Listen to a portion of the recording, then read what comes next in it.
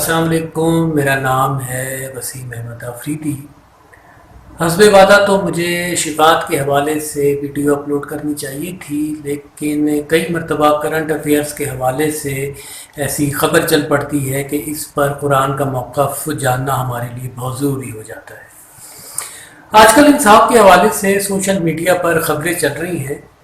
खबर के मुताबिक कुछ अफराद ने 5 साल के बच्चे के साथ शदीद ज़्यादती करके इसे जान से मार दिया और इन साहब, जिनका नाम मोहतरम सुहेल है और ये फैसलाबाद के CCPO हैं, उन्होंने बच्चे के कातलों को गोलियां मारकर मार दिया। और इस हवाले से कई लोग इनके इस इक़दाम को अच्छा कह रहे हैं और कई लोग गलत भी कह रहे हैं। सोशल मीडिया की किसी भी खबर की सेहत की गारंटी तो मैं नहीं कर सकता, लेकिन अगर ये खबर सच है तो सवाल ये पैदा होता है कि कुरान इस मामले में क्या मौक़िफ़ रखता है। देखिए, अगर तो पाकिस्तान के कानून को देखा जाए तो उन्होंने गलत काम किया, क्योंकि सज़ा देना कानून का काम है, लेकिन पाकिस्तान में जुडिशल सिस्टम और जुडिशल प्रोसेस चूँकि अंग्रेज़ ने बहुत सोच समझ कर बनाया था, जिसका बुनियादी मकसद ये था कि लोग बस आपस में लड़ते झगड़ते रहें लेकिन इंसाफ ना मिले, तो इसी कानून का सहारा लेते हुए अक्सर मुल्ज़िमान बच जाते हैं। कुरान की एक बहुत बड़ी सिफ्त ये भी है कि कुरान हमें कोई भी सिस्टम बनाकर नहीं देता, अलबत्ता इस सिस्टम को बनाने की बुनियाद ज़रूर फराहम करता है, क्योंकि कुरान का बुनियादी मकसद किसी भी इंसान की पर्सनैलिटी की ग्रूमिंग है। कानूनी निज़ाम की बुनियाद बनाने के हवाले से कुरान में कई मरतबा आयात आई हैं, लेकिन ये बहुत वसी मौजू है जिस बाबत किसी और खिताब में हम तफसील से जिक्र करेंगे। लेकिन आज हम बात करते हैं निज़ाम सज़ा पर। निज़ाम सज़ा की बुनियाद डालने के हवाले से सूरह नूर की आयत नंबर 2 में अल्लाह ताला फरमाता है, ज़ानी और ज़ानिया दोनों को 100 मरतबा जिस्मानी तकलीफ़ दो, और जब ये सज़ा मिल रही हो तो मोमिनों की एक टीम पास खड़ी हो और मुजरिमीन पर इस वक्त तरस नहीं खाना है। जना का लफ्ज़ी मतलब होता है किसी चीज़ का सुकड़ जाना, यानी जना अस खुद कोई जुर्म नहीं है, बल्कि किसी भी तरह के जुर्म की बुनियादी वजह इस तरह से है कि जब इंसान की सोच सुकड़ कर महदूद हो जाती है तो वो इस खौफनाक ज़हनी हालत में कोई भी जुर्म कर सकता है, जिसका इज़हार अक्सर मुल्ज़िमान ये कहकर करते हैं कि इस वक्त उन हालात में हम पर शैतान सवार हो गया था, इस वजह से हमने ये जुर्म किया। यानी शैतान इंसान की सोच को सुकेड़ देता है, जिसकी वजह से जुर्म करने वाला हर तरह के नताइज और कॉन्सिक्वेंसेस से बेखबर होकर कोई भी जुर्म कर बैठता है। अब किसी भी तरह के मुजरिमीन को सज़ा देने के लिए अल्लाह ताला ने सूरह नूर की इस आयत में जो बुनियाद फराहम की है वो कुछ इस तरह से है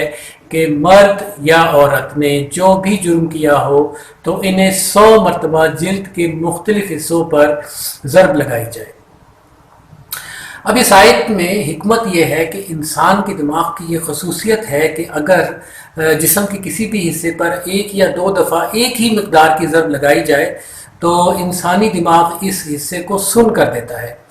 जिसके बाद तकलीफ़ का एहसास ख़त्म हो जाता है। लेकिन इस एहसास के ख़त्म होने के बाद एहसास शर्मिंदगी और ज़हनी अज़ियत में इजाफ़ा होना शुरू हो जाता है,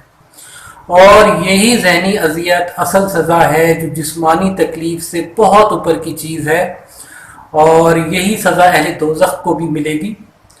दोज़ख के हवाले से ऊपर दिए गए लिंक पर क्लिक करके आप वीडियो देख सकते हैं।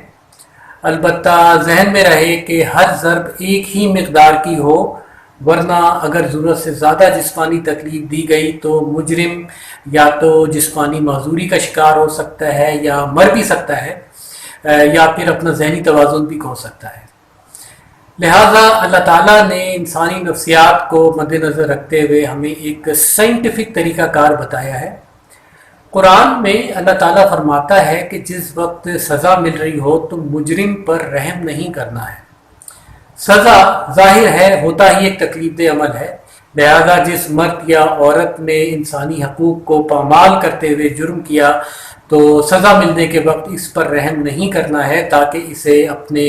गलत अमल का एहसास हो। कुरान के मुताबिक सज़ा देने के 2 बुनियादी मकासद हैं। ایک تو یہ کہ کسی مجرم مرد یا عورت کو اس مخصوص عمل کی سزا مل جائے جو اس نے کیا،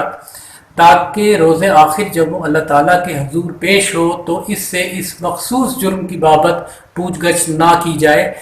جو اس نے دنیا میں کیا، کیونکہ اس جرم کی سزا وہ دنیا میں بھگت چکا۔ اور دوسرا مقصد یہ ہے کہ اسے احساس شرمندگی ہو اور احساس جرم ہو، تاکہ آئندہ وہ دنیا کی زندگی میں نہ صرف وہ جرم بلکہ کوئی بھی جرم نہ کرے۔ قرآن کے مطابق جس وقت سزا مل رہی ہو تو مومنوں کی ایک ٹیم کا پاس کھڑا ہونا ازحد ضروری ہے،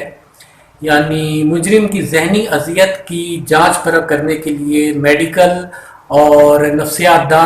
کی ٹیم اور نفسیات دان پاس کھڑے ہوں اور مجرم کے جسم پر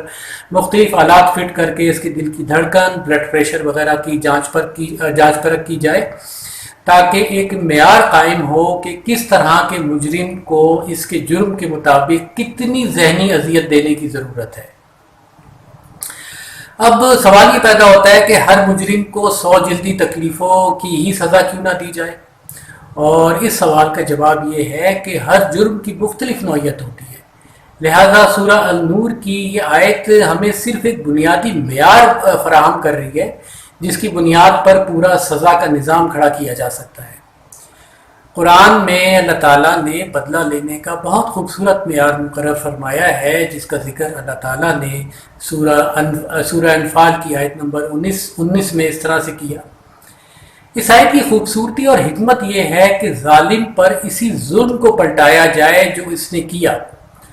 اور اسے مختلف سزا کے عمل سے گزارتے ہوئے اسی ذہنی اذیت کی کیفیت سے گزارا جائے جو اس نے مظلوم پر ڈھائے۔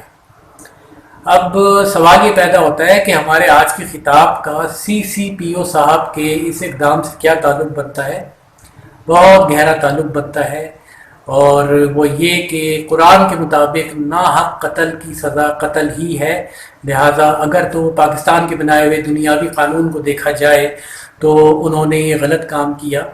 لیکن اللہ تعالیٰ کی کتاب کی روح سے انہوں نے بالکل درست عمل کیا۔ البتہ اس ضمن میں اللہ تعالیٰ نے خون بہا کی تجویز بھی رکھی ہے، لیکن اس کا تعلق نظام قانون سے ہے، لہذا فی الحال ہم اس پر بات اس لیے نہیں کرتے کیونکہ خون بہا کی بات اس وقت ہوتی ہے جب جرم ثابت ہو جائے، اور ہمارے قانونی نظام میں واضح ثبوت ہونے کے باوجود بھی جرم ہی ثابت کرتے ہوئے سالہ سال لگ جاتے ہیں۔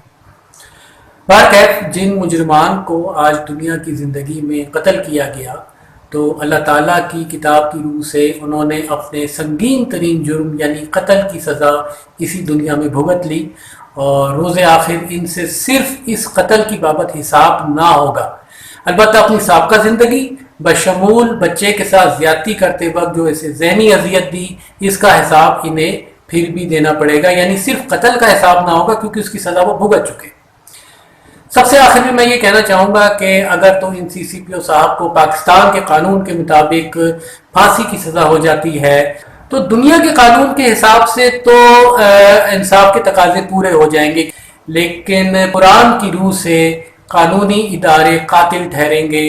اور انہیں مقتول کی زندگی کے ایک ایک لمحے کا حساب دینا پڑے گا، کیونکہ اللہ تعالیٰ کی کتاب کی روح سے قاتل مقتول کے سارے گناہ اپنے سر لے لیتا ہے۔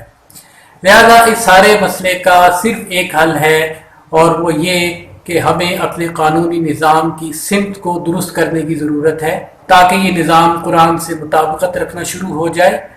جاننے والے اور نہ جاننے والے میں فرق ہوتا ہے۔ جس روز اللہ تعالیٰ ہمارے اعمال کے ساتھ قرآن کو رکھ کر یہ سوال کریں گے کہ کیا تم لوگ اس کتاب کو معتبر نہ مانتے تھے، کیا تم نے قرآن نہ پڑھا تھا، تو پھر اس کا علمی احاطہ کیوں نہ کیا اور اپنی زندگیوں سے لے کر اپنے مختلف نظام بنانے میں اس کتاب سے رہنمائی کیوں نہ لی۔ لہٰذا ہمارے پاس کچھ مناسب ترین جواب ہونے چاہیے کہ ہم روز آخر اپنا اچھا حساب دے سکیں۔ وعدے کے مطابق اپنے موضوعات کے سلسلے کو جاری رکھتے ہوئے اگلے خطاب میں شفاعت کے اعلیٰ ترین مقام کی بابت ہم بات کریں گے۔ اس وقت تک آپ سب پر سلامتی ہو۔